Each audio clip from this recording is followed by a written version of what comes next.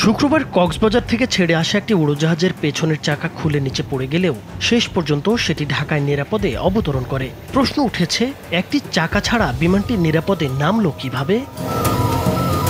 গত শুক্রবার কক্সবাজার থেকে ঢাকায় আসার পথে বিমান বাংলাদেশ এয়ারলাইন্সের একটি উড়োজাহাজের পেছনের একটি চাকা আকাশে উড্ডয়নের পর খুলে পড়ে যায়।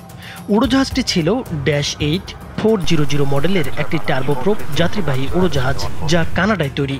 বিমান বাংলাদেশ এয়ারলাইন্স মূলত এই ধরনের উড়োজাহাজ ব্যবহার করে অভ্যন্তরীণ ও আঞ্চলিক গন্তব্যে ফ্লাইট পরিচালনা করে থাকে।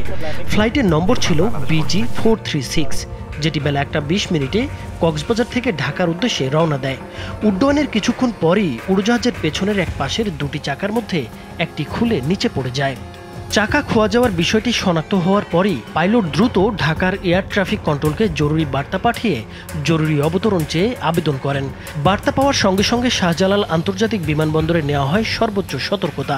রানওয়ের পাশে প্রস্তুত রাখা হয় ফায়ার সার্ভিস, অ্যাম্বুলেন্স ও নিরাপত্তা বাহিনীকে। প্রায় 1 ঘন্টা পর বেলা 2:20 উড়োজাহাজটি সফলভাবে বিমানবন্দরে জরুরি অবতরণ করে। পাইলট অত্যন্ত দক্ষতার সঙ্গে বাকি 3 চাকার ভারসাম্য বজায় রেখে উড়োজাহাজটি রানওয়েতে নামান, যাতে কাত হয়ে ছিটকে পড়ার ঝুঁকি এড়ানো যায়। যাত্রীদের উদ্দেশ্যে আশ্বস্তকারী বার্তা দিয়ে তাদের মনোবল ধরে রাখেন পাইলট। অবতরণের পরপরই যাত্রীদের দ্রুত ও নিরাপদে নামিয়ে আনা হয়।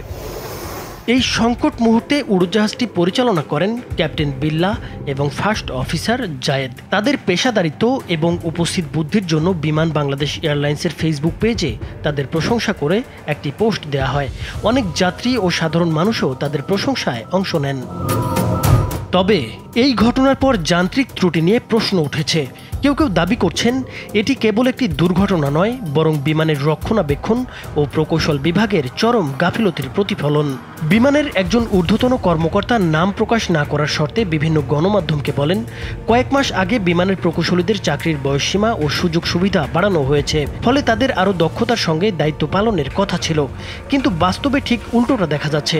তার মতে, এ ঘটনায় বিমান বাংলাদেশ এয়ারলাইন্সের ভাবমূর্তিতে বড় ধরনের নেতিবাচক প্রভাব পড়তে পারে। আরেক কর্মকর্তার বক্তব্য, 5 আগস্টের পর দেশের অনেক প্রতিষ্ঠানে পরিবর্তন এলেও বিমান বাংলাদেশ এয়ারলাইন্সে কোনো সংস্কার হয়নি। যোগ্য নেতৃত্বের অভাবে প্রতিষ্ঠানটি স্থবির হয়ে আছে।